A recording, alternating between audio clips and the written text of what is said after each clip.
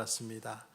성경에도 수금을 치며 또 소고를 치며 여호와를 찬양하라 했는데 그 말씀대로 찬양한 것 같아서 더 기쁘네요. 오늘은 누가복음 17장의 본문을 통해서 가다가 돌아온 사람이라는 제목으로 말씀을 나누고자 합니다. 성경에 꽤 많이 등장하는 이 나병 환자, 예전에 우리는 뭐라고 불렀습니까? 문둥병 환자라 그렇게 불렀습니다. 성경도 문둥병자 그대로 예전에는 번역해서 사용했는데 요즘은 나병이라는 말이나 이 나균을 처음 발견한 한센의 이름을 따라서 한센병이라 그렇게 부르기도 합니다. 여러분들이 나병 환자를 얼마나 봤는지는 잘 모르겠지만 우리 눈에는 나병 환자들이 잘 띄지 않습니다. 예나 지금이나 따로 격리되어서 살다가 보니까 보통의 우리들이 마주할 기회가 별로 없는 것이죠. 어린 시절의 기억을 돌아보면 이 문둥병 환자들이 어린아이를 잡아먹는다고 해서 굉장히 두려워하고 또 무서워했던 기억이 있습니다. 실제로 광복 전후에는 나병에 걸린 환자들이 이 어린아이의 간이 자신들에게 약이 된다고 해서 어린이들을 납치해서 살해하고 했던 그런 사건들이 있었기 때문에 이런 일들이 또 입으로 전해진 것 같습니다. 제가 살아오면서 이 나병에 대해 느끼게 된 것은 여러분도 마찬가지겠지만 학창시절에 교과서에 나오는 나병 환자였던 시인 한아훈 시인의 전라도 가는 길이라든가 나는 문둥병자 올시다 혹은 이러한 그 비슷한 제목의 여러 나병에 대해서 써놓은 한아훈 시인을 통해서 알게 된 것이죠. 전라도 가는 길이라는 시는 이렇습니다. 가도 가도 붉은 황토길 숨막히는 더위뿐이더라. 낯선 친구 만나면 우리들 문둥이끼리 반갑다. 천안 삼거리를 지나도 수세미 같은 해는 서산에 남는데 가도 가도 붉은 황토길 숨막히는 더위 속에서 쩔름거리며 가는 길 신을 벗으면 버드나무 밑에서 직가다비를 벗으면 발가락이 또 한 개 없어졌다. 앞으로 남은 두 개의 발가락이 잘릴 때까지 가도 가도 천리 먼 전라도길 이렇게 소록도를 가는 길을 적어 놓았습니다. 나병은 그 원인과 치료법이 발견되기 전까지 무시무시한 재앙이었고 또 매우 흔한 병이었습니다. 성경 가운데는 나병 환자들이 따라야 할 사회적인 종교적인 의무에 대해서 꽤 많은 부분이 적혀 있는데 레위기 13장, 14장은 두 장에 걸쳐서 제사장이 어떻게 피부병을 진단하고 이 나병 환자들을 의식적으로 부정하다고 선언하는지와 또 그들이 나음받았을 때 어떻게 정결 의식을 치러야 하는지에 대해서 무려 두 장에 걸쳐서 긴 구절로 취급하고 있습니다. 나병 환자들이 지켜야 할 일이 있었습니다. 레위기 13장 45절 46절을 보면 나병 환자는 옷을 찢고 머리를 풀며 윈 입술을 가리고 외치기를 부정하다 부정하다 할 것이요 병 있는 날 동안은 늘 부정할 것이라. 그가 부정한즉 혼자 살되 진영 밖에서 살지니라는 말씀이 있습니다. 나병은 죄에 대한 형벌로 여겨지지는 않았습니다. 대신 설명할 수 없는 하나님의 행위로 이해되었죠. 그래서 더더욱 무섭게 여겨졌습니다. 나병이 그런 병에 걸릴 만한 행위의 대가로 오는 것이 아니라면은 더더욱이 그 병을 막기 위해서 우리가 할 수 있는 일이 없다는 결론에 이르게 되었고 사람들은 그 병을 가진 사람들을 멀리 할 수밖에 없었습니다. 병 자체가 전염성이 있기 때문이기도 하지만 꼭 그 이유만은 아니었습니다. 오히려 나병 환자들이 겪어야 하는 고통, 그리고 그 외로움, 그리고 말로 형용할 수 없는 그 두려움이 우리들에게 전염되는 것을 꺼렸다고 생각합니다. 그래서 나병 환자들은 먼 곳에 있어야 했고 종교적인 공동체에서 격리되어 지냈으며 하나님을 섬길 만한 자격이 없는 자들로 사람들에게 여겨졌습니다. 그들은 부정한 외부인들이었습니다. 그 사람들은 저쪽에 살고 우리는 이쪽에 사는 사람들, 우리와 같지 않은 사람들이 나병 환자였습니다. 나병 환자들은 이 사실을 잘 알고 있었기 때문에 이런 것들에 대해서 이의를 제기하지 않았습니다. 일할 수 없는 나병 환자들은 생계를 위해서 전적으로 타인에게 의존할 수밖에 없었습니다. 그래서 그들은 시키는 대로 옷을 입고 시키는 대로 말을 하고 깨끗한 피부를 가진 사람들과 그들을 구분해 놓은 그 선을 넘지 않았습니다. 나병 환자들은 순종적이었습니다. 명령을 잘 따랐습니다. 오늘 말씀 가운데서도 10명의 나병 환자들은 그들이 말로만 듣던 너무나도 유명한 병을 치유하시는 예수님을 만나게 됐을 때도 그 앞에서 전혀 흐트러짐이 없었습니다. 가까이 다가오지 않고 당시 율법이 정한 약 50m 정도의 사회적 거리두기로 적절한 거리를 두고서 그 대신 먼 거리에 있기 때문에 소리를 높여서 적절한 말을 했습니다. 예수 선생님이요, 우리를 불쌍히 여겨주소서. 멀찌감치 떨어진 곳에서 소리치며 예수를 부르는 그들을 우리 예수님은 바라보셨습니다. 그들이 나병으로 고통받고 있고 은혜를 간구하고 있음을 주님은 아셨습니다. 주님은 이 나병 환자들을 다가가서 만지지 않으셨습니다. 이번에는 진흙도 침뱉음도 없고 믿음에 대한 이야기도 없습니다. 그냥 가서 제사장들에게 너희 몸을 보이라는 명령뿐이었습니다. 예수님께서는 말씀하셨고 그 나병 환자들은 그대로 행했습니다. 그 사람들은 처음 나타났을 때처럼 순종적으로 사라져버렸습니다. 그들 중에 누구도 이유를 묻지 않았습니다. 당시 나병 환자들이 제사장을 만나는 데는 오직 한 가지 이유밖에는 없었습니다. 진단받기 위해, 곧 질병의 판결을 받기 위해서 많이 만나러 갈 수 있습니다. 깨끗한지 부정한지 이스라엘 공동체의 일원인지 아닌지를 가리기 위함이죠. 이 나병 환자들 누구도 이유를 묻지 않았지만은 명령을 따라서 주님의 말씀 따라서 가는 그 길 도중에 그들 모두는 깨끗함을 받았습니다. 몸에 있는 딱지들이 사라지고 혈색이 돌아오고 수년 동안 마비되었던 손발의 느낌이 돌아왔습니다. 예전에도 나병을 설교한 적이 있지만 나병은 고통을 느끼지 못하는 것이 그 몸의 증상의 대표적인 질환의 증상이죠.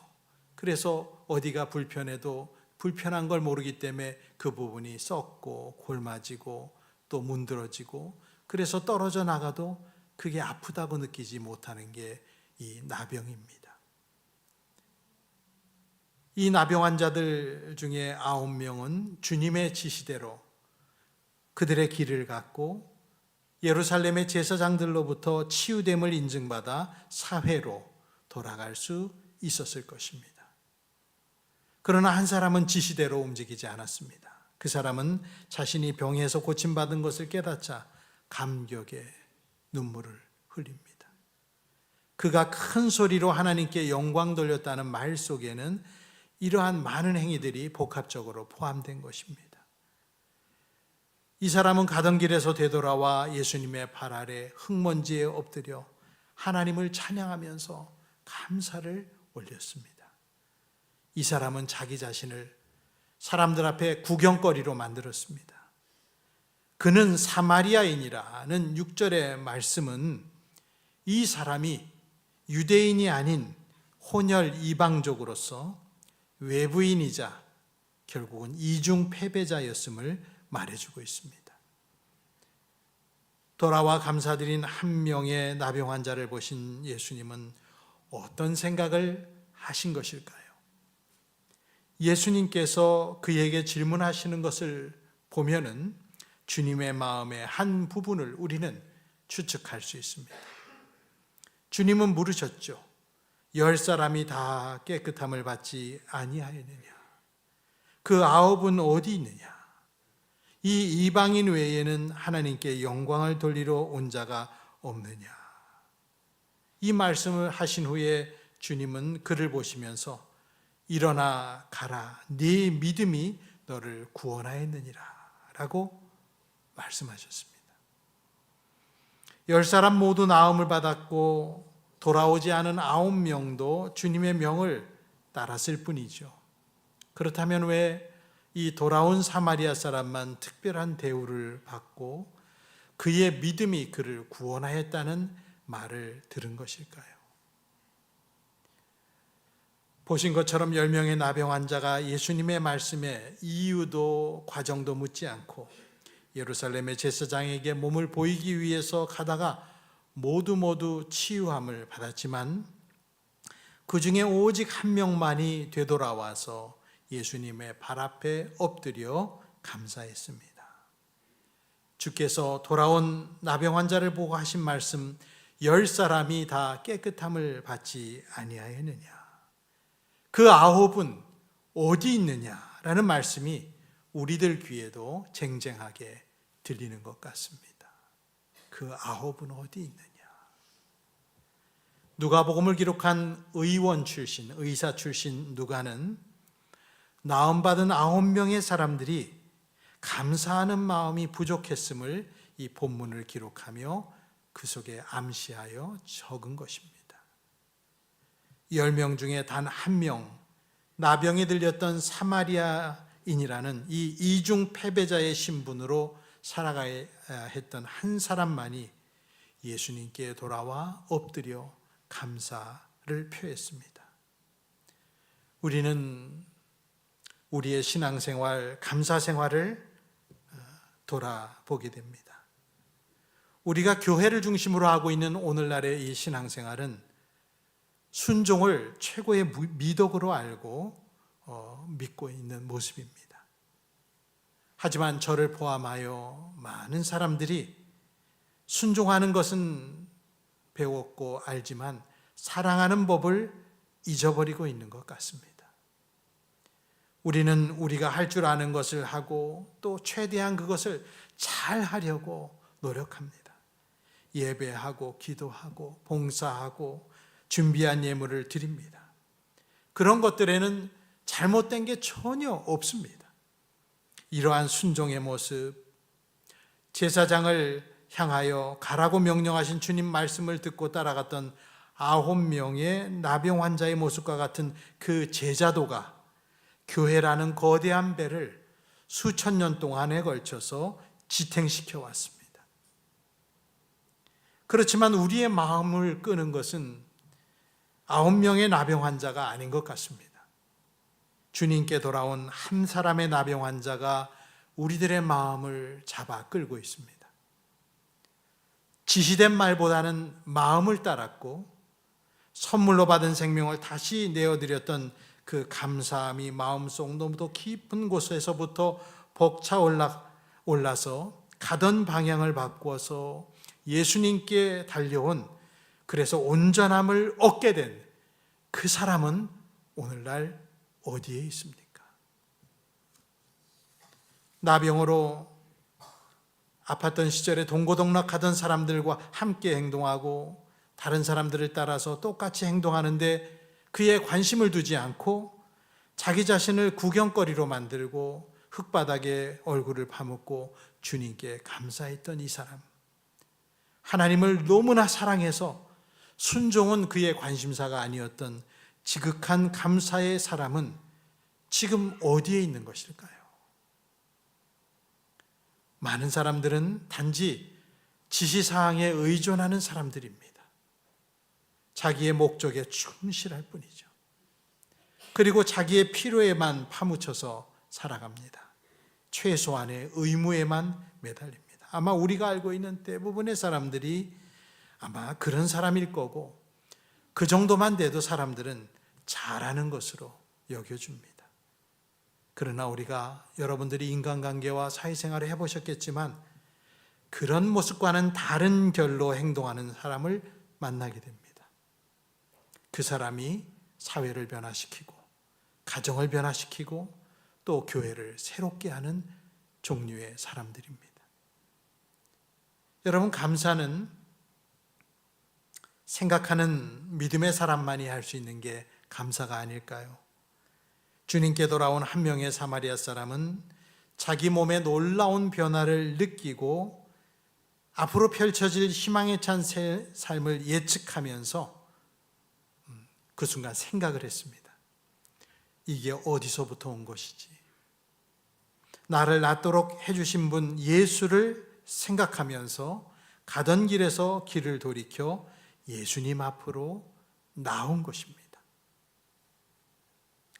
오래전 미국의 유명한 미시건 호수에서 배가 침몰하는 사건이 있었습니다.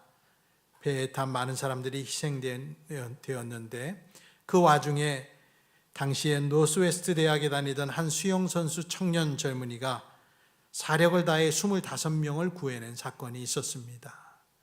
그래서 신문에 대서특필되고 많은 사람들을 감동시켰지요. 자기 목숨도 부지하기 어려운 그때에 25명을 구했다는 것은 정말 대단한 일입니다. 세월이 오래오래 지난 후에 R.A. 토레이라는 미국에서 유명한 목사님, 우리나라에서는 예수원을 설립한 대천덕 신부님의 할아버지신데, 그 부흥사였던 R.A. 토레이 목사님이 LA의 한 교회에서 집회를 인도하면서 설교하는 도중에 바로 이 이야기를, 미시건 호수의 이야기를 예화로 들어 설교를 했습니다. 그날 설교를 마친 후에 목사님 앞에 한 머리가 허연 신사가 뚜벅뚜벅 다가오더니 목사님, 제가 그 청년입니다 라고 말을 했답니다. 얼마나 감격스럽습니까? 토레이 목사님은 그분의 손을 잡고 악수를 하면서 나는 당신이 여기에 와 있는 줄 모르고 너무나도 귀한 사건이었기 때문에 이렇게 예를 들어서 사랑과 희생에 대해서 설교했노라 그런 말을 했더니 그 사람 하는 말이 그렇지요. 굉장한 사건이었죠 라고 답했습니다. 다시 토레이 목사님은 그 사람에게 묻기를, 그런데 그 사건 뒤에 가장 인상적이었던 것이 무엇이었는지 내게 한마디 더 해주실 수 있겠습니까? 라고 그 사람에게 말했더니 이 노인이 된 주인공은 빙그레 웃으며 낮은 목소리로 한마디만을 했답니다. 한 사람도 찾아와서 고맙다는 말을 하지 않았다는 사실입니다. 25명을 구해줬으나 그 중에 한 사람도 와서 고맙다는 말을 한 사람이 없었던 게 가장 인상적이었다고 이 주인공은 기억한 것이죠. 우리는 당장의 고난과 고통이 사라지고 나면 은혜를 갚는다거나 감사하며 살아야겠다는 마음을 쉽게도 잊어버립니다.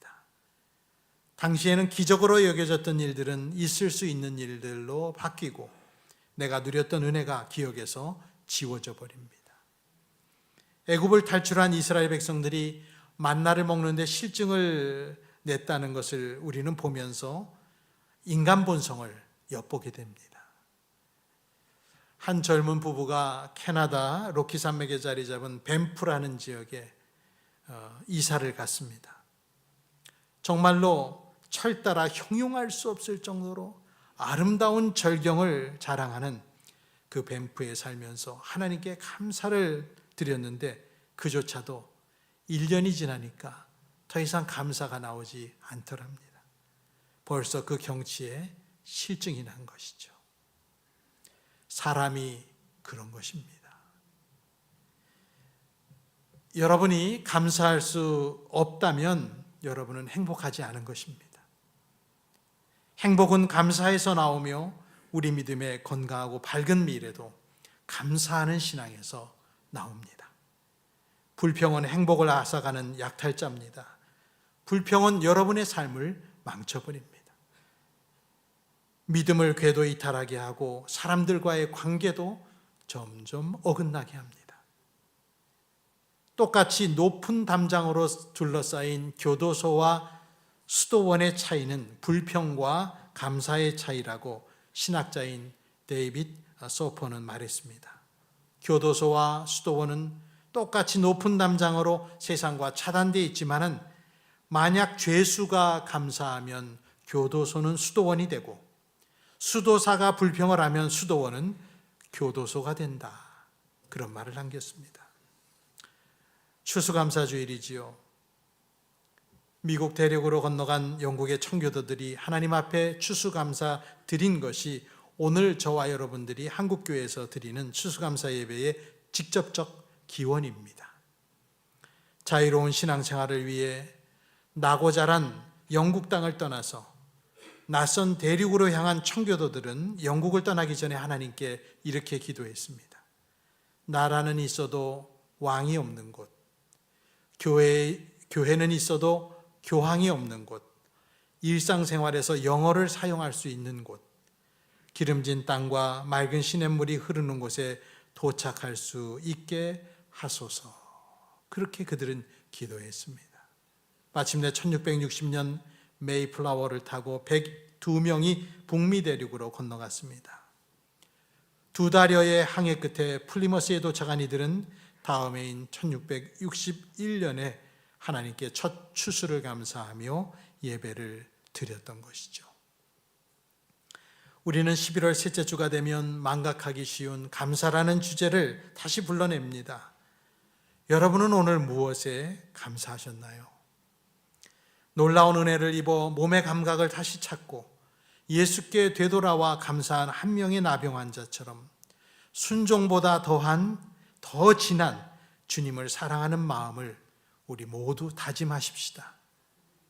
자기의 먹고 사는 문제에만 충실할 뿐 먹고 살게 하신 하나님의 근원적인 은총을 잊어버리면 안 되겠습니다. 그저 자기 몸의 완치만을 확인받기 위해서 앞으로 예루살렘으로 나아갈 것이 아니라 하나님께 영광 돌리며 감사하기 위해서 우리들은 감사의 자리로 나와야 될 것입니다. 우리들 마음에 내 능력과 내 손의 능력으로 힘으로 재물을 얻었다고 말하고 싶을 수 있겠지만은 성경은 여호와 하나님께서 우리에게 재물 얻을 능력을 주신 것일 뿐임을 신명기 8장 17절 18절에서 알려주셨습니다.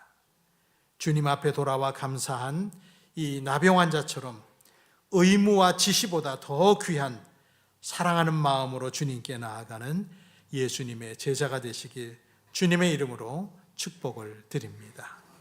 기도하겠습니다.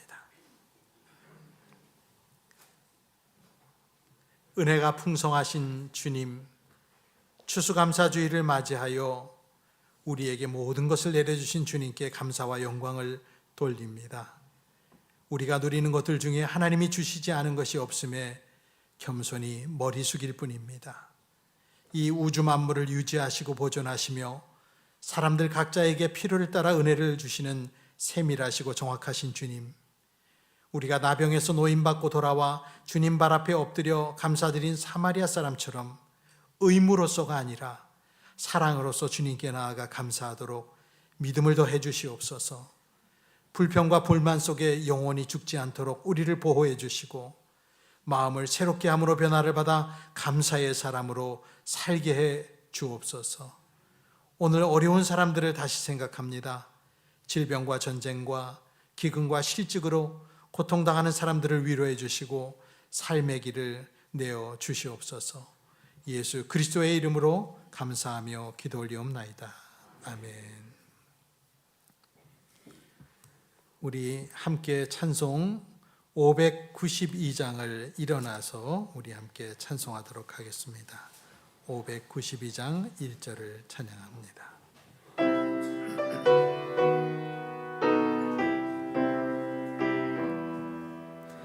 산마다 불이 탄다고 단풍에 골마다 흘러간다 맑은 물줄기 황금빛 논과 밭에 풍년이 왔다.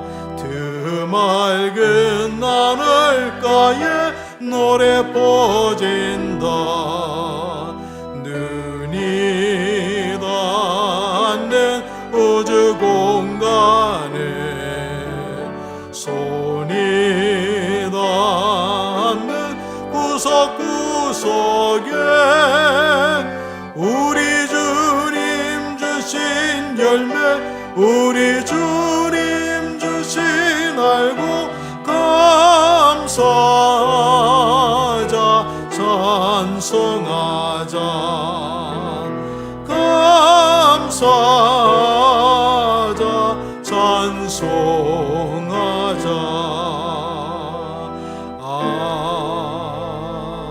아멘. 오늘 추수감사주일을 맞이해서 우리 옆에 또 앞뒤 전후에 성도들을 보며 우리 감사합시다. 우리 한번 축복하며 인사했으면 좋겠습니다.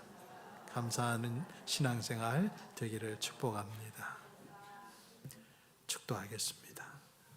이제는 우리 구주 예수 그리스도의 은혜와 하나님 아버지의 극진하신 사랑과 성령님의 감화 감동 위로 교통하심이 오늘 돌아와 감사를 드리며 주님 발 앞에 엎드려 영광 돌린 이 나음받은 사마리아 사람처럼 그동안의 삶을 통해 주신 것을 감사하며 다시금 감사를 회복하고 주님 앞에 나가기를 원하는 소망인 성도들 위에와 또 육체의 연약함으로 주님을 부르며 소리 높여 부르짖고 있는 성도들과 또 가정의 어려움으로 인하여 주님을 애타게 찾고 있는 모든 성도들 위에 그리고 우크라이나의 선교지 모든 불쌍한 백성들 위에 영원토록 함께 있을지어다. 아멘.